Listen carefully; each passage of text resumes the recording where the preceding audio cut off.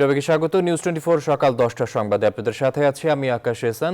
তৃতীয় দফার নির্বাচনেও ঘটল প্রাণহানি। কয়েক জেলায় নির্বাচনী সহিংসতায় বিজিবি সদস্য সহ প্রাণ হারিয়েছেন প্রায় 9 জন।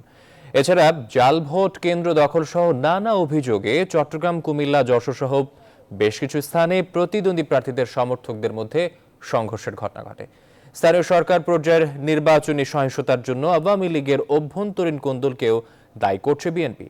আর ক্ষমতাসীনরা বলছেন বিএনপি সরাসরি নির্বাচনে না আসে সহিংসতা উস্কে দিচ্ছে। আরো জানাচ্ছেন আফরিন আনোয়ার।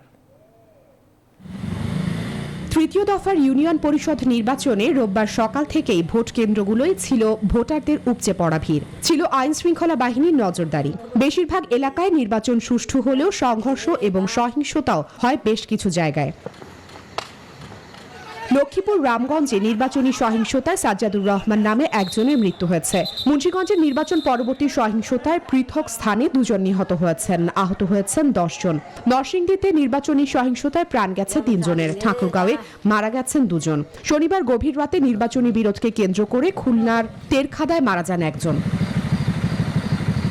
এছাড়া ভোট কেন্দ্রে ব্যালট পেপার ছিনতাই ও জাল ভোট দেওয়ার ঘটনাও ঘটে। নির্বাচনী এই সহিংসতার জন্য ক্ষমতাসীনদেরকেই দায়ী করছে বিএনপি।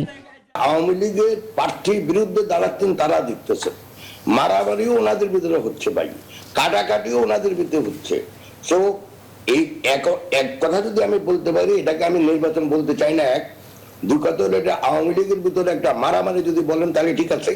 3 নম্বর হলো এইটা নির্বাচনকে, এই ইলেকশন কমিশন নির্বাচনকে বাংলাদেশ থেকে নির্বাচন করার জন্য এবং বাংলাদেশকে বিদেশের সম্মুখে লজ্জিত করার জন্য একটা এক্সারসাইজ আপনি বলতে পারেন। অবশ্য অভিযোগ মেনে নিতে নারাজ আওয়ামী লীগ। জিতলে ভালো আর হারলে এটা গ্রহণযোগ্য নয়, কিছুই নয়। এবং নির্বাচন কমিশন একটা কোয়াজি জুডিশিয়াল বডি, একটা সাংবিধানিক বডি, তাকে প্রশ্নবিদ্ধ করা, তাকে হেনস্থা করা, সে জবাব দেওয়ার সুযোগ পাচ্ছে না, এখানে এটা ঠিক নয়। বিএনপি বলছে সুষ্ঠু ভোট হলে নির্বাচনে অংশ নেবে তারা। অন্যদিকে আওয়ামী লীগ বলছে বিএনপি সরাসরি অংশ না নিয়ে সহিংসতাকে উস্কে দিচ্ছে। এর জন্য ওনারা দায়ী। যদি ওনারা থাকতেন তাহলে কিন্তু আমাদের দলের এই এতগুলা মানুষ তখন কিন্তু এতগুলো আসতো না। কিন্তু ওনারা এই যে জমি ছেড়ে দিয়ে, জায়গা ছেড়ে দিয়ে শূন্যতা সৃষ্টি করে, এইটা কিন্তু গণতন্ত্রের চর্চার জন্য ভালো নয়। একটা সুষ্ঠু, অবাধ ও নিরপেক্ষ নির্বাচন হয়, সেই নির্বাচনে এটাকে নির্বাচন বলতে পারি আমরা। সেই নির্বাচনে অবশ্যই বিএনপি যাবে। তৃতীয় দফা পর্যন্ত ইউনিয়ন পরিষদ ভোটকে ঘিরে সহিংসতায় প্রাণ হারায় প্রায় অর্ধশত। Desk report, news 24। নির্বাচনী সহিংসতায় নরসিংদীতে প্রাণ গেছে প্রায় 3 জনের। সেখানকার সর্বশেষ খবর জানাতে সরাসরি যুক্ত হচ্ছেন সহকর্মী হৃদয় খান। হৃদয়, আপনার কাছ থেকে জানতে চাচ্ছি, বড় ধরনের সহিংসতা হয়েছে নরসিংদীতে এবং আমরা জানি প্রায় 3 জন নিহত হয়েছেন। এখন কেমন পরিস্থিতি দেখছেন জানাবেন।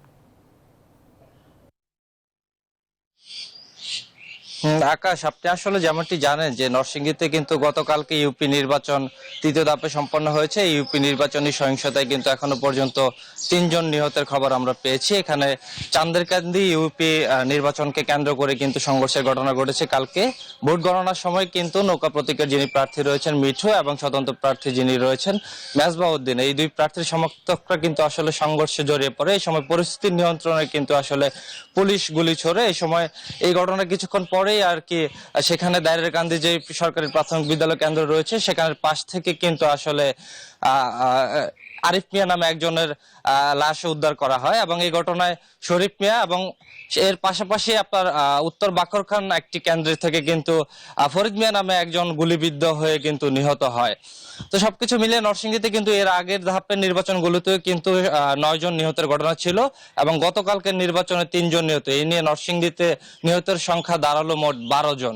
সেই সাথে আপনাকে আমি আরেকটু জানিয়ে রাখি যে গতকাল যে নির্বাচন অনুষ্ঠিত হয়েছে নরসিংদী সদরের 10টি ইউপির মধ্যে কিন্তু আসলে একটিতে স্বতন্ত্র এবং 9টিতে কিন্তু নৌকা প্রতীকের প্রার্থী বিজয়ী হয়েছেন, এবং সেই সাথে রায়পুরার যে 12টি ইউপি নির্বাচন অনুষ্ঠিত হয়েছে সেখানে কিন্তু আসলে 5টিতে নৌকা এবং বাকি 7টিতে কিন্তু স্বতন্ত্র প্রার্থী বিজয়ী হয়েছেন। তো সবকিছু মিলিয়ে কিন্তু নরসিংদীতে কিন্তু আসলে পরিবেশটা এখন বর্তমানে অনেকটাই থমথমে রয়েছে। এবং সেই সাথে আপনাকে আমি আরেকটু জানিয়ে রাখি যে নরসিংদীর করিমপুরের যিনি স্বতন্ত্র প্রার্থী রয়েছেন গোলাম কিবরিয়া, উনি সহ কিন্তু আসলে আরো 2জন স্বতন্ত্র প্রার্থী কিন্তু নির্বাচন বর্জন করেছেন গতকালকে ভোট কারচুপির অভিযোগে। তো সবকিছু মিলিয়ে আসলে এই ছিল আমার কাছে নরসিংদী থেকে সর্বশেষ। এই মুহূর্তে আমি ফিরে যাব স্টুডিওতে। আকাশ। হৃদয়, আপনাকে ধন্যবাদ। দর্শক, আমাদের সাথে নরসিংদী থেকে যুক্ত ছিলেন সহকর্মী হৃদয়, জানাচ্ছিলেন সেখানকার নির্বাচনে সহিংসতার খবর এবং বর্তমান পরিস্থিতি। তৃতীয় ধাপের ইউনিয়ন পরিষদ নির্বাচনে সহিংসতা কম হয়েছে, এমন পরিবেশ থাকলে সামনের দিনে সহিংসতা মুক্ত নির্বাচন উপহার দেওয়া সম্ভব বলে মনে করেন নির্বাচন কমিশন সচিব হুমায়ুন কবির খন্দকার। রোববার নির্বাচন কমিশন কার্যালয়ে আয়োজিত সংবাদ সম্মেলনে দাবি করেন, কোনো বড় ধরনের সহিংসতা ছাড়াই শেষ হয়েছে ভোট গ্রহণ। পরিষদের নির্বাচন বন্ধ ঘোষণা করা হয়নি, টোটালি 21টি কেন্দ্র, এবং যে আহতের কথা বলেছেন, বিচ্ছিন্ন কিছু ঘটনা হয়েছে কেন্দ্রের বাহিরে, সেখানে আমরা দেখেছি যে 24 জন আহত হয়েছে আমাদের কাছে যে তথ্য রয়েছে, এবং কোনো নিহত হয়নি, এই ধরনের কোনো ঘটনা ঘটেনি। এবার অন্য প্রসঙ্গ। করোনা ভাইরাসের দক্ষিণ আফ্রিকান ভ্যারিয়েন্ট প্রতিরোধে 15 দফা নির্দেশনা দিয়েছে স্বাস্থ্য অধিদপ্তর, আর 4 সুপারিশ করেছে কারিগরি পরামর্শক কমিটি। বৈশ্বিক এই আতঙ্ক মোকাবেলায় নির্দেশনা দিতে সুইজারল্যান্ডের জেনেভা সফর স্থগিত করে দেশে ফিরেছেন স্বাস্থ্যমন্ত্রী। এদিকে দেশের সব বন্দর দিয়ে দক্ষিণ আফ্রিকা ফেরত ও গমনে নিষেধাজ্ঞা বিষয়ে নির্দেশনা দেওয়া হয়েছে। রিশাদ হাসান জানাচ্ছেন বিস্তারিত। করোনা ভাইরাসের দক্ষিণ আফ্রিকান ভ্যারিয়েন্ট ওমিক্রন বিশ্ব স্বাস্থ্য সংস্থার কাছে এখন ভ্যারিয়েন্ট অফ কনসার্ন। এই ভ্যারিয়েন্ট মোকাবেলায় প্রয়োজনীয় নির্দেশনা দিতে শনিবার রাতে সুইজারল্যান্ড জেনেভার উদ্দেশ্যে রওনা হয়েও দুবাই থেকে ঢাকা ফিরে আসেন স্বাস্থ্যমন্ত্রী জাহিদ মালেক। রবিবার দুপুরে ওমিক্রন মোকাবেলায় করণীয় নির্ধারণ করতে বৈঠকে বসে কোভিড-19 জাতীয় কারিগরি পরামর্শক কমিটি। বৈঠকে দক্ষিণ আফ্রিকা ফেরতদের ভ্রমণে নিষেধাজ্ঞা সহ মোট 4টি সুপারিশ করা হয়। সুপারিশে বলা হয়, বাংলাদেশ ও যে সমস্ত দেশে এর সংক্রমণ ছড়িয়েছে সেসব দেশ হতে যাত্রী আগমন বন্ধ করা, ওই সমস্ত দেশে কোনো ব্যক্তির বিগত 14 দিনের ভ্রমণের ইতিহাস থাকলে তাদের 14 দিনের প্রাতিষ্ঠানিক কোয়ারেন্টিন ও পজিটিভ হলে আইসোলেশন নিশ্চিত করা, সকল পোর্ট অফ এন্ট্রিতে স্ক্রিনিং কঠোর করা, সামাজিক সুরক্ষা ব্যবস্থা জোরদার করা ও জনসমাগম স্থগিত করা। এছাড়াও সকলকে করোনা টেস্টে উৎসাহিত করতে বিনামূল্যে পরীক্ষা শুরু করা। স্বাস্থ্য অধিদপ্তর বলছে, এরই মধ্যে দেশের সকল পোর্ট অফ এন্ট্রিতে স্ক্রিনিং জোরদার করার জন্য দেয়া হয়েছে প্রয়োজনীয় নির্দেশনা। আমাদের সকল পোর্ট অফ এন্ট্রি গুলোকে আমরা সতর্কবার্তা দিয়েছি। দেশের মানুষকে নিশ্চিত নিরাপত্তা দেবার জন্য যে সমস্ত কার্যকর উদ্যোগগুলি নিতে হয় সেই উদ্যোগগুলো আমরা যথাসময়ে গ্রহণ করেছি, আমরা গ্রহণ করতে যাচ্ছি, এবং আমরা সকলের সহযোগিতা নিয়ে এই কোভিড মোকাবেলা করতে চাই। পরামর্শ কমিটির সাথে বৈঠক শেষে আরও নির্দেশনা দেবে স্বাস্থ্য মন্ত্রণালয়। রিশাদ হাসান, নিউজ 24, ঢাকা। চট্টগ্রাম বিমানবন্দর থেকে এই মুহূর্তে সরাসরি যুক্ত হচ্ছেন সহকর্মী নয়ন বড়ুয়া। জয়, আপনার কাছ থেকে জানতে চাচ্ছি, করোনার নতুন ধরন নিয়ে আতঙ্কে সবাই, এই মুহূর্তে চট্টগ্রাম বিমানবন্দরে কি ধরনের ব্যবস্থা নেওয়া হয়েছে এই করোনার নতুন ধরন থেকে সুরক্ষা পাওয়ার জন্য, জানাবেন। ধন্যবাদ আকাশ, আপনি যথার্থ বলছেন যে ওমিক্রন নিয়ে কিন্তু আসলে যে অনেকটা আতঙ্ক ছড়িয়ে পড়ছে পুরো দেশে, তার কারণে কিন্তু আসলে চট্টগ্রাম বিমানবন্দর, যেখানে স্বাস্থ্য অধিদপ্তরের একটা নির্দেশনা রয়েছে, গতকাল নির্দেশনা জারি করেছে, তার কারণে চট্টগ্রাম বিমানবন্দরে আমরা দেখছি নতুন করে তাদের যে নির্দেশনা স্বাস্থ্য অধিদপ্তরের, সেই নির্দেশনা তারা মানার জন্য একেবারে তারা প্রস্তুত নিয়েছেন। এমনকি বিদেশ থেকে যে ফ্লাইটগুলি এসছে আজকে সকাল থেকে, সেই ফ্লাইটে যারা যাত্রী ছিল তাদেরকেও কিন্তু আসলে চেক আপ করা হচ্ছে, তারা টিকা নিয়েছে কিনা সেদিকে দেখা হচ্ছে। 2টি টিকা নিয়ে তারা কিন্তু আসলে দেশে ফিরেছে কিনা, সব মিলিয়ে কিন্তু আসলে তাদের যে প্রস্তুতি একেবারে তারা নিয়েছেন। তারা বলছেন কিন্তু আজকে থেকে তাদের যে একেবারে যে যাত্রীগুলো আসবে তাদেরকে কিন্তু আসলে সেইভাবে কিন্তু আসলে দেখা হচ্ছে, তাদের টেম্পারেচার অনেকটা বেশি, তাদেরকে কিন্তু আসলে যে বাড়ি ফিরতে না দিয়ে তাদেরকে কিন্তু আসলে চট্টগ্রাম বন্দর হাসপাতাল এবং কি রেলওয়ে হাসপাতাল সহ কয়েকটি নির্ধারিত যে হাসপাতালগুলো আছে সেখানে পাঠিয়ে দেওয়ার জন্য সিদ্ধান্ত তারা নিয়েছে বলে আমাদেরকে জানিয়েছেন। সব মিলে বলা যায় একেবারে তাদের যে প্রস্তুতি, সব প্রস্তুতি তারা নিয়েছেন।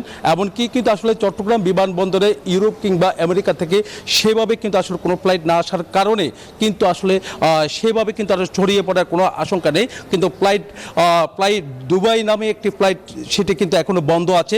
তারা বলছেন সেই ফ্লাইটটি যদি আসে তাহলে কিন্তু আসলে খুব একটা সমস্যা হতে পারে বলে তারা মনে করছেন। এই ছিল আমার এখানকার সর্বশেষ। ফিরে যাচ্ছে স্টুডিওতে আকাশের কাছে।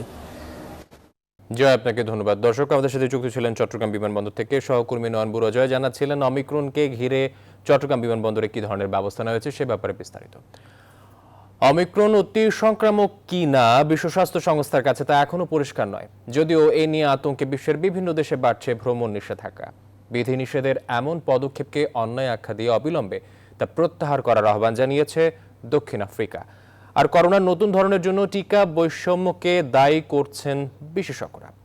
মাসুদ রানার ডেস্ক রিপোর্ট।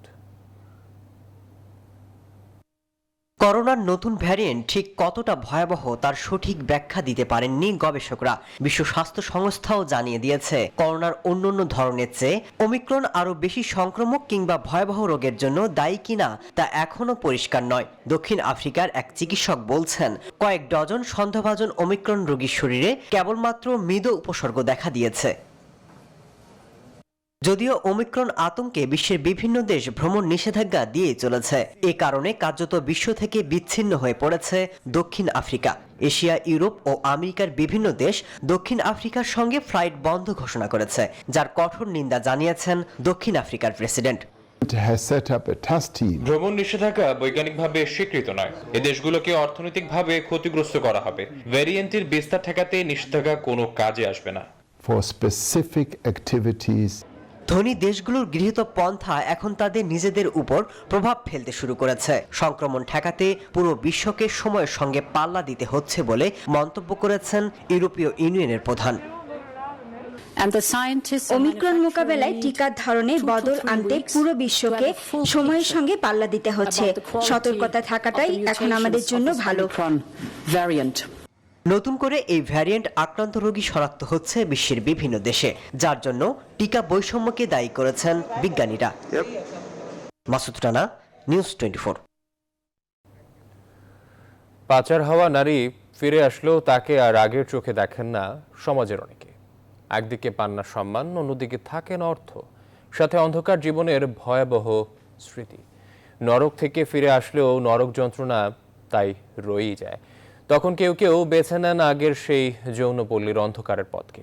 তাদেরকে ফেরাতে পরিবার, সমাজ, রাষ্ট্র সবাইকে এগিয়ে আসার আহ্বান বিশেষজ্ঞদের। নারী পাচার নিয়ে অন্তরা বিশেষের 3 পর্বের ধারাবাহিক প্রতিবেদনের শেষ পর্ব দেখুন আজ। কয়েক দশক আগে উটের জকি হিসেবে পাচার করা হতো বাংলাদেশি শিশুদের। তারও আগে দেশভাগের সময় অনেক নারী পাচার হন পাকিস্তান সহ বিভিন্ন দেশে। এত বছরে অল্প সংখ্যক নারী দেশে ফিরতে পেরেছেন। বন্দি জীবনে কেউ ছিলেন যৌনদাসী, কেউ ডান্সার। বহু নির্যাতন সয়ে বহু কষ্টে ফিরে আসেন তারা। ভুক্তভোগীদের অনেকে পুরনো স্মৃতি ভুলতে পারেন না, ভোগেন মানসিক সমস্যায়। দোষীদের বিরুদ্ধে মামলা করলে উল্টো নিজেদের হতে হয় ঘরছাড়া। নিজের জীবন নিয়ে যখন বিপর্যস্ত, তখনও শুনতে হয় সমাজের কটু কথা। সমাজের অনেকেই তাদের দেখেন নিচু চোখে। তার পরিবারও গ্রহণ করছে না দুঃখজনকভাবে। তাহলে ওই পরিবারের মানসিক প্রস্তুতি দরকার, কাউন্সিলিং দরকার। সামাজিক যে স্টেরিওটাইপ মেন্টালিটি, সেটি চেঞ্জের পরিবর্তনের কিন্তু চেষ্টাই আমাদের মূল লক্ষ্য। সারা বাংলাদেশে 8টি রিজিওনাল ট্রমা কাউন্সিলিং সেন্টার এবং ঢাকায় ন্যাশনাল ট্রমা কাউন্সিলর বিনামূল্যে কিন্তু আমরা কাউন্সিলিং দিয়ে যাচ্ছি। তাদের স্বাভাবিক জীবনের জন্য ট্রেনিং দেয় সরকারি বেসরকারি কিছু প্রতিষ্ঠান, কিন্তু সেখানেও অনেক সময় তাদেরকে বাঁকা চোখে দেখা হয় বলে অভিযোগ এই নারীদের। ওরা ফিরে যায় যেহেতু সমাজও নিচ্ছে না, আবার যখন রিহ্যাবে দিচ্ছে তখনও তাদেরকে যে পুনর্বাসন কেন্দ্রগুলি আছে সেখানে তাদেরকে ওই সম্মানটা দিচ্ছে না, তাদেরকে ঠিক ওইটা রেফার করেই কথা বলে। তো এই জায়গাগুলিতে আমার মনে হয় আরো বেশি দক্ষতা উন্নয়ন করা দরকার। অনেকে আবার পাচারের শিকার হবার পর নিজেই পাচারের সাথে জড়িয়ে পড়ে। তেমনই একজন টিকটক হৃদয় বাবুর নারী পাচারকারী চক্রের সমন্বয়ক নূরজাহান ওরফে নদী আক্তার। যে মেয়েটা আমাকে নিয়ে আমার ফোন দিয়েছে, ওকে গিয়েও আমি ওইখানে দেখছি, ওকেও বলছিলাম, কিন্তু ও আমাকে হেল্প করে নাই। এখন মেয়েরাও এসবে জড়িত হয়ে গেছে। মেয়েরাও মেয়েদেরকে মিথ্যা ছলনা দিয়ে নিয়ে পাচার করে দিচ্ছে। যারা ফিরে আসেন তারা ভাগ্যবতী। এই ভাগ্যকে কেউ কেউ ধরে রাখতে পারেন না। সমাজের বৈষম্য আর অর্থের লোভে তারা উপেক্ষা করতে পারেন না নরকের হাতছানিকে। অন্তরা বিশ্বাস, নিউজ 24, ঢাকা। ঢাকা বিশ্ববিদ্যালয়ের ক ইউনিটে ভর্তি পরীক্ষায় প্রথম হয়েছেন। কুয়েট, রুয়েট ও চুয়েট সমন্বিত ভর্তি পরীক্ষায় তৃতীয়, মেডিকেলে ভর্তি পরীক্ষায় মেধা তালিকায় 59তম এবং ইসলামিক ইউনিভার্সিটি অব টেকনোলজির ভর্তি পরীক্ষায় প্রথম। এবার বুয়েটে ভর্তি পরীক্ষাও প্রথম হয়েছেন বগুড়ার মেফতাউল আলম সিয়াম। উচ্চতর শিক্ষা নিয়ে গবেষক হওয়ার স্বপ্ন পূরণে বুয়েটের ইলেকট্রিক্যাল অ্যান্ড ইলেকট্রনিক ইঞ্জিনিয়ারিং বিভাগে ভর্তি হবেন। তার সাফল্যে গর্বিত পিতামাতা। আব্দুল সালাম বাবুর তথ্য ও চিত্রে ডেস্ক রিপোর্ট। বগুড়ার শিবগঞ্জের দাড়িদহ গ্রামের অবসরপ্রাপ্ত এনজিও কর্মকর্তা খোরশেদ আলম এবং গৃহিণী মুনজিলা আলমের বড় ছেলে মেফতাউল আলম সিয়াম। শৈশবে চিকিৎসক হওয়ার স্বপ্ন থাকলেও শিক্ষকের অনুপ্রেরণায় প্রকৌশলী হিসেবে গড়ে উঠতে নিজের ভিত মজবুত করে সিয়াম। শৈশব থেকেই মেধার পরিচয় দিয়ে আসা মেফতাউল সিয়াম ডাবল জিপিএ 5 পেয়ে সফলতার পর এবার দৃষ্টান্ত সৃষ্টি করেছেন বিশ্ববিদ্যালয় ভর্তি পরীক্ষাগুলোতেও। আমি চাই আমার নাতি আল্লাহ করু আরো উচ্চ পদে যাক। তার অভাবনীয় ফলাফলে গর্বিত বাবা মা আর স্বজনরা। শুভেচ্ছা জানাতে আসছেন স্থানীয়রাও। ফুলের শুভেচ্ছায় সিক্ত হয়েছেন তার কলেজ অধ্যক্ষ সহ শিক্ষকবৃন্দের কাছ থেকে। এই মুহূর্তটা এমন একটা মুহূর্ত, প্রত্যেক বাবা মাই তার সন্তানের সাফল্য কামনা করে। সে সবেমাত্র তার লক্ষ্যে পা রাখলো। আমি দেশবাসীর কাছে দোয়া চাই আমার ছেলের জন্য, সে যেন তার লক্ষ্যে পৌঁছতে পারে। উচ্চতর শিক্ষার পাশাপাশি গবেষক হয়ে সৃজনশীল কাজে গোটা দেশ ও বিশ্ব মানবতার সেবায় নিজের মেধা কাজে লাগাতে চান এই মেধাবী তরুণ। একজন গবেষক তার চিন্তা ভাবনা, তার চিন্তা চেতনা, তার নিজস্ব দর্শন, এগুলোর মাধ্যমে একটা নতুন বিষয় উদ্ভাবন করেন, যেটা আসলে শুধু একটা দেশের জন্য না, একটা গোটা পৃথিবীর সব মানুষের কাজে লাগে। তো আমিও নিজেকে ওই একটা অবস্থানে নিয়ে যেতে চাই। আর মেফতাউল সিয়ামের কাছে তার শিক্ষকদের প্রত্যাশা শিক্ষা জীবনে প্রথম হওয়ার পাশাপাশি ব্যক্তি জীবনেও মানবিক গুণাবলী ধরে রাখবে। সে একজন বিজ্ঞানী হিসেবে যেন আত্মপ্রকাশ করতে পারে, সে মেধার স্বাক্ষর রাখবে এবং দেশ এবং জাতির কল্যাণার্থে। বৃহস্পতিবার রাতে বুয়েটে 2020-21 শিক্ষাবর্ষে স্নাতক প্রথম বর্ষে ভর্তি পরীক্ষার ফল প্রকাশিত হয়। এর আগে ঢাকা বিশ্ববিদ্যালয়ে ক ইউনিটে 94,509 জন পরীক্ষার্থীর মধ্যে মোট 120 নম্বরে 117.75 নম্বর পেয়ে প্রথম হয়েছেন Meftaul Alam Siam. Desk report, news 24। Gas বিস্ফোরণের ঘটনায় নারায়ণগঞ্জ যেন পরিণত হয়েছে মৃত্যুপুরীতে। একের পর এক দুর্ঘটনায় ঝরছে প্রাণ। অনেকে আবার বেঁচে গেলেও দগ্ধের ক্ষত আর মানসিক যন্ত্রণা নিয়ে মানবেতর জীবন কাটাচ্ছেন। এসব দুর্ঘটনার জন্য তিতাস কর্তৃপক্ষের অবহেলা ও অসচেতনতাকে দায়ী করছেন নগরবাসী। শিগগিরই সমাধান না করলে শীতে বিস্ফোরণের দুর্ঘটনা আরও বাড়ার আশঙ্কা অনেকের। দিলীপ কুমার মণ্ডলের তথ্য ও চিত্রে ডেস্ক রিপোর্টে বিস্তারিত। পুড়ে ছাই সব আসবাব, দরজা জানালা, সাথে পুড়েছে বেঁচে থাকার স্বপ্ন। নারায়ণগঞ্জে এমন গ্যাস বিস্ফোরণ ঘটছে প্রায়। লক্ষাধিক মানুষের আবাসস্থল এই জেলার বড় অংশ কারখানার শ্রমিক।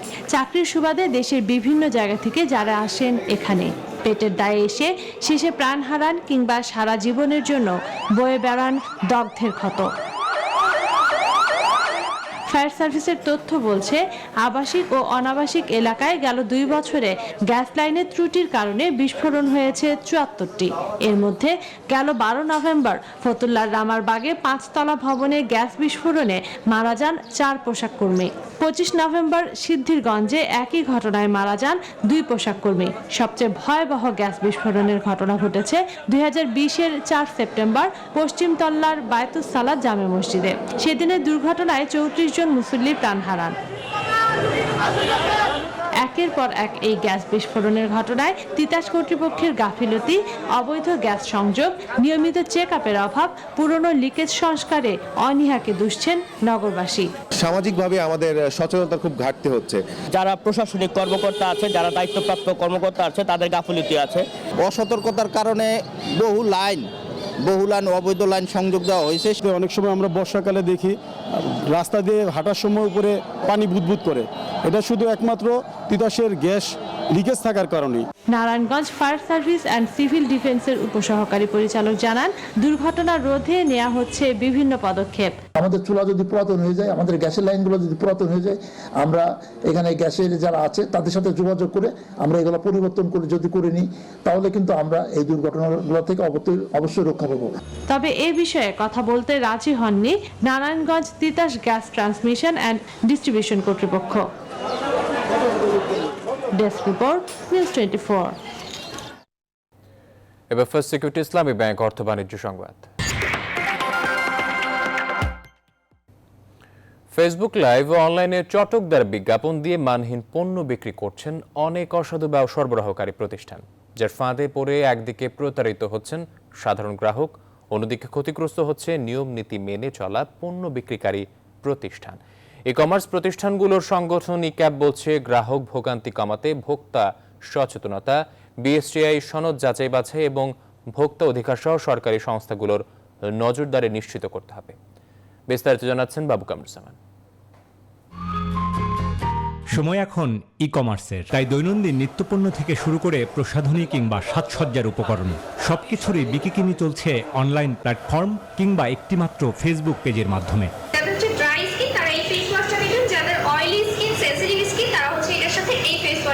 করোনাকালে ব্যাপক প্রবৃদ্ধি হয়েছে অনলাইন কেনাকাটায়। ফেসবুক লাইভে এমন হরহামেশাই দেখা মিলে চটকদার ও মুখরোচক ডিসকাউন্ট অফার, চলে বিক্রির হিড়িক। মানে অনেকের কাছে মনে হতে পারে আপনি এতটুকু সুদিং জেল কি কাজ করবে ভাই, এতটুকু সুদিং জেল এমন কোনো কাজ নাই যেটা পারে না। অনেক সময় একটি কিনলে একটি ফ্রি, যেখানে বিএসটিআই অনুমোদনহীন নকল পণ্য যাচাই বাছাই ছাড়া কিনে প্রতারিত হন গ্রাহক। সঠিকভাবে যে অরিজিনাল প্রোডাক্টগুলো আছে সেগুলো আমাদের কাছে ডেলিভারি করা হয় না। অনেক সময় দেখা যাচ্ছে আমাদেরকে কপি প্রোডাক্ট দিয়ে দেওয়া হয়। তারা যে আমাদেরকে ফেক প্রোডাক্ট দিয়েছে এবং ফেক পেপারস দিয়েছে, এর জন্য কিন্তু ক্ষতিগ্রস্ত আমরা হয়েছি। ই কমার্সের চাহিদা ও পণ্য বিক্রির হিড়িকে অসম প্রতিযোগিতা বেড়েই চলছে, ফলে মানহীন সস্তা পণ্যের ভিড়ে নীতি মেনে চলা সরবরাহকারী প্রতিষ্ঠানগুলো পড়ছেন বাড়তি বিপাকে। এক্ষেত্রে ভোক্তাদের আরও সচেতন হবার তাগিদ সংশ্লিষ্টদের। এক্ষেত্রে একজন ভোক্তার উচিত আগে সচেতন হওয়া, সঙ্গে সঙ্গে উচিত একজন ব্যবসায়ী সচেতন হওয়া। সমস্ত লিগ্যাল কাগজপত্র এবং এই পণ্যের গুণাগুণ, মান, তার টেস্ট রিপোর্ট, এগুলো যদি উনি বুঝে নিতে পারেন, সেক্ষেত্রে একজন ভোক্তাও কখনো ক্ষতিগ্রস্ত হবেন না, সেক্ষেত্রে ব্যবসায়ীরও গুডউইলও ক্ষতিগ্রস্ত হবে না। যে পণ্যগুলোর বিষয়ে বিএসটিআই অনুমোদনের প্রয়োজন, সেই লিস্টটা যদি তার কাছে জানা থাকে, সে ওই ধরনের পণ্য কেনার ক্ষেত্রে বিএসটিআই অনুমোদন আছে কিনা সেটা যদি দেখে নিতে পারেন, তাহলে তার স্বার্থটা রক্ষা হবে। ই কমার্সে বিশৃঙ্খলার সুযোগ নিয়ে কেউ যেন পণ্য সরবরাহে হেরফের বা প্রতারণার সুযোগ না পায়, সে বিষয়ে কার্যকর নজরদারির কথা বলছেন বাণিজ্য মন্ত্রণালয়ের ডিজিটাল কমার্স সেল। ভোক্তাদের সমস্যাটা হলো যে ছোটখাটো অল্প কিছু অভিযোগ সেটা আসলে সে এই হ্যাসেলটা নিতে চায় না। তবে কাস্টমার প্রতারিত হলে আপনার শুধুমাত্র ভোক্তার অধিকার আইন ছাড়াও আমাদের আরো যেগুলো আমাদের পেনাল কোড আছে বা আছে, সেখানে প্রতিকার পাওয়ার সুযোগ আছে। পণ্য সরবরাহে অনিয়ম করে যারা গ্রাহকদের পকেট কাটছে, তাদের ধরতে তৎপরতা অব্যাহত থাকবে বলেও জানিয়েছে বাণিজ্য মন্ত্রণালয়। বাবু কামরুজ্জামান, নিউজ 24, ঢাকা। সুন্দরবন ও এর আশপাশের নদীতে একের পর এক ডুবছে পণ্য বোঝাই লাইটার জাহাজ, যে কারণে ডুবন্ত জাহাজের ভাগাড়ে পরিণত হয়েছে মোংলা বন্দর চ্যানেল। জলবায়ু পরিবর্তনের প্রভাবে এমনিতেই সুন্দরবনের জীববৈচিত্র্য পরিবেশ হুমকির মুখে, তার উপর কিছুদিন পর জাহাজ ডুবির ঘটনায় উদ্বেগ উৎকণ্ঠায় পরিবেশবিদরা। সুন্দরবন রক্ষায় দ্রুত ব্যবস্থা নেওয়ার জোর দাবি জানিয়েছেন তারা। শেখ হাসানুল করিমের তথ্য ও চিত্রে ডেস্ক রিপোর্টে বিস্তারিত। সুন্দরবনের আশেপাশের নদীতে পণ্য বোঝাই লাইটার জাহাজে ডুবির ঘটনা নতুন কিছু নয়। গেল 10 বছরে বিশ্বের বৃহত্তম সংরক্ষিত এই বনের নদীতে তলা ফেটে 1 ডজনের বেশি পণ্য বোঝাই লাইটার জাহাজ ডুবেছে। এই অবস্থায় ডুবন্ত জাহাজের ভাগাড়ে পরিণত হয়েছে মোংলা বন্দর চ্যানেল। পরিবেশ বিশেষজ্ঞরা বলছেন, সুন্দরবন ও মোংলা বন্দর কর্তৃপক্ষের কোনো উদ্ধারকারী জলযান না থাকায় দ্রুত উদ্ধার কাজ সম্ভব হচ্ছে না। ডুবে যাওয়া এসব জাহাজে থাকা বিষাক্ত পদার্থ ছড়িয়ে পড়ায় হুমকির মুখে পড়েছে ম্যানগ্রোভ এই সুন্দরবনের জীববৈচিত্র্য ও পরিবেশ। এই কয়লা ডুবে যাওয়ার ফলে সেখানে জলজ প্রাণী এবং মাছের প্রজননের যেমন সমস্যা হয়, খাদ্য চক্রেরও সমস্যা হয়। এই যে বারবার দুর্ঘটনা ঘটছে, কিন্তু এটি দুর্ঘটনা রোধে কোনো ধরনের পদক্ষেপ সংশ্লিষ্ট কর্তৃপক্ষ গ্রহণ করছে না। সংশ্লিষ্টরা বলছেন সুন্দরবন রক্ষা সহ মোংলা বন্দরের পশুর চ্যানেলে ছড়িয়ে পড়া তেল জাতীয় পদার্থ দ্রুত অপসারণের জন্য এরই মধ্যে নানা উদ্যোগ নেওয়া হয়েছে। আমাদেরকে এই ব্যাপারে আরো কঠোর এবং সজাগ হতে হবে, আদারওয়াইজ আমরা এগুলিকে বন্ধ করতে পারি না। এবং যদি বন্ধ না করতে পারি চ্যানেলের জন্য এটা একটা বড় ধরনের হুমকি হবে এবং মোংলা বন্দরের জন্য চ্যানেলকে ফাংশনাল রাখা একটা চ্যালেঞ্জ হয়ে দাঁড়াবে। জীববৈচিত্র্য ও পরিবেশ রক্ষার অন্যতম শক্তি সুন্দরবন। সিডর, আইলা ও বুলবুলের সময় মানববর্মের ন্যায় রক্ষা কবচ হিসেবে কাজ করেছে এই বন। তাই সুন্দরবন রক্ষায় জাহাজ চলাচল বন্ধে সব ধরনের পদক্ষেপ নেবে সরকার, এমন প্রত্যাশা পরিবেশবিদদের। Desk report, news 24। আবহাওয়া অনুকূলে থাকায় চাঁপাইনবাবগঞ্জ জেলায় চলতি বছর আঞ্চলিক ফসল মাসকলাইয়ের বাম্পার ফলনের আশা করছেন কৃষকরা। এবার সমগ্র জেলায় প্রায় 19,805 হেক্টর জমিতে মাসকলাই চাষাবাদের লক্ষ্যমাত্রা নির্ধারণ করা হয়েছিল, কিন্তু আবাদ হয়েছে 21,505 হেক্টর জমিতে, যা লক্ষ্যমাত্রার চেয়ে 1,700 হেক্টর বেশি। চাঁপাইনবাবগঞ্জ প্রতিনিধি রফিকুল আলমের তথ্য চিত্রে ডেস্ক রিপোর্ট। চাঁপাইনবাবগঞ্জ জেলার ঐতিহ্যবাহী খাবার কলাইয়ের রুটি তৈরি হয় মাসকলাই থেকে। মাসকলাইয়ের পুষ্টিগুণও বেশি। এছাড়া মাসকলাইয়ের বীজ ডাল হিসেবে বেশি জনপ্রিয়, তাই এ অঞ্চলে মাসকলাই চাষ হয় উল্লেখযোগ্য পরিমাণ জমিতে। আর এবার আবহাওয়া অনুকূলে থাকায় বেশি মাসকলাই উৎপাদন হওয়ার আশা করা হচ্ছে, ফলে কৃষকরা আশায় বুক বেঁধেছেন। 2.5 বিঘা আবাদ করছিলাম, এবার 2 বিঘা করছি। আবাদের মতো ভালোই হয়েছে কালাই, যদি আবহাওয়া ঠিক থাকে সুস্থ কাটতে পারে তো ভালো ফলনের আশা করছি। গতবারের তুলনায় অনেক ভালো ফসল পাবো আমরা আশাবাদ। আমরা চাঁপাইনবাবগঞ্জের মধ্যে কালাইয়ের ফসলটা আপনার এমনি অল্প খরচে আমরা পাই। চাঁপাইনবাবগঞ্জ জেলায় কৃষি প্রণোদনা হিসেবে কৃষকদের বিনামূল্যে বীজ ও সার দিয়ে সহায়তা সহ আবহাওয়া অনুকূলে থাকায় জেলায় মাসকলাইয়ের বাম্পার ফলন আশা করা হচ্ছে। জেলায় মাসকলাইয়ের চাষ সম্প্রসারণ সহ উন্নত বাড়ি 3 জাতের মাসকলাইয়ের চাষের উদ্যোগ নেওয়া হয়েছে বলে জানান কৃষি কর্মকর্তা। এই এলাকার সবচেয়ে মজার জিনিসটা হলো এই ছোট ছোট যে আমের গাছগুলো আছে সেই গাছের মধ্যে মাসকলাই হচ্ছে। এটা একটা সাথী ফসল হিসাবে হচ্ছে, যার প্রেক্ষিতে আমাদের এই এলাকায় মাসকলাইটা খুবই জনপ্রিয়। আমরা মাসকলাই বাড়ির মাছ দিই, এটাকে আরো সম্প্রসারিত করলে এর ফলনটা বেশি এবং কৃষকরা উপকৃত হচ্ছে এবং স্থানীয় জাতের চেয়ে ফলন বেশি হওয়ার কারণে এটা লাভবান হচ্ছে। মাড়াইয়ের পর কৃষক যাতে ন্যায্য মূল্য পায় তা নিশ্চিত করতে পারলে আগামীতে এ অঞ্চলের কৃষক মাসকলাই চাষে আরও আগ্রহী হয়ে উঠবেন বলে মনে করছেন সংশ্লিষ্টরা। Desk report, news 24। অবশেষে অস্ট্রিয়ার রাজধানী ভিয়েনায় আজ পরমাণু ইস্যুতে 6 জাতি গোষ্ঠীর মধ্যে বৈঠক অনুষ্ঠিত হতে যাচ্ছে। ইরানের বিরুদ্ধে মার্কিন সরকার একতরফা ও অবৈধভাবে যেসব নিষেধাজ্ঞা আরোপ করেছে তা প্রত্যাহার করার লক্ষ্য নিয়ে ইরান এই আলোচনা শুরু করতে যাচ্ছে। ইরানের অবস্থানের প্রতি রাশিয়া ও চীন সমর্থন দিচ্ছে। পরমাণু সমঝোতার কোনো পক্ষ না হওয়ায় আমেরিকা আলোচনায় সরাসরি যোগ দিতে পারছে না। আলোচনাকে সামনে রেখে রোববার ইসলামী প্রজাতন্ত্র ইরানের আলোচক দল, রাশিয়া ও চীনের প্রতিনিধি দলের বৈঠক হয়েছে। গেল এপ্রিল থেকে ইরান ও 5 দেশের মধ্যে পরমাণু চুক্তি পুনরুজ্জীবিত করার লক্ষ্যে আলোচনা চলছে। খেলার খবর। চট্টগ্রাম টেস্টের 4র্থ দিনের সকালের শুরুতেই হোঁচট খেয়েছে বাংলাদেশ। হারিয়েছে মুশফিকুর রহিমের উইকেট। ম্যাচের 4র্থ দিনের প্রথম সেশনে এখন পর্যন্ত নিজেদের দ্বিতীয় ইনিংসে বাংলাদেশের সংগ্রহ 5 উইকেটে 52 রান। 4র্থ দিনের খেলা শুরুর পর প্রথম ওভারে প্রথম বলে 4 মেরে শুরু করেন মুশফিক, তবে এরপর আর এগোতে পারেননি তিনি। হাসান আলীর করা দিনের প্রথম ওভারে 3য় বলে আউট হন, সাজ করে ফেরেন তিনি। বোল্ড হয়ে ফেরার আগে করেন 16 রান। প্রথম ইনিংসে 44 রানের লিড পেয়েছিল বাংলাদেশ। ইয়াসির আলী ব্যাট করছেন। নতুন ব্যাটসম্যান ক্রুইজে প্রথম ইনিংসের সেঞ্চুরিয়ান লিটন দাস।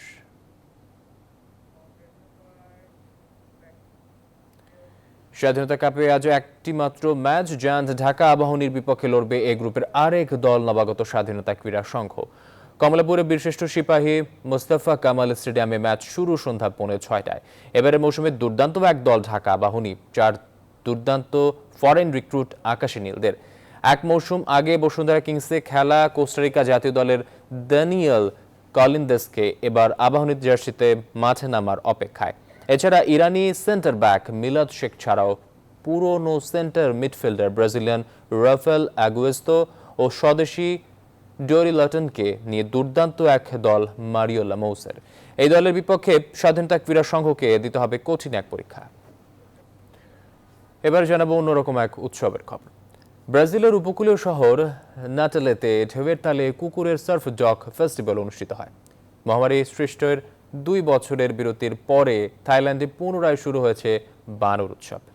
2 টন ফল ও সবজির ভোজ দেওয়া হয় বানরদের। পর্যটক এবং স্থানীয়দের প্রত্যক্ষ করেন এ দৃশ্য। চন্দ্রানী চন্দ্রের ডেস্ক রিপোর্টে বিস্তারিত। সার্ফ ডগ ফেস্টিভ্যাল অনুষ্ঠিত হয় ব্রাজিলের উপকূলীয় শহর নাটালেতে। ঢেউয়ের তালে কুকুরদের ভাসতে দেখা যায়। প্রতিযোগিতা চলাকালীন কুকুরেরা প্যাডেল বোর্ডে তাদের মালিকদের পাশে থেকে সার্ফ করে। এই সময় নিরাপত্তা নিশ্চিত করার জন্য লাইফ ভেস্ট সরবরাহ করা হয়েছিল। প্রথম স্থান অধিকারী ছিলেন কুকুর প্যারাফিনা এবং তার মালিক অগাস্টো সিজার। এই জুটি এর আগে বিশ্ব চ্যাম্পিয়নশিপে রৌপ্য ও ব্রোঞ্জ পদক জিতেছিল।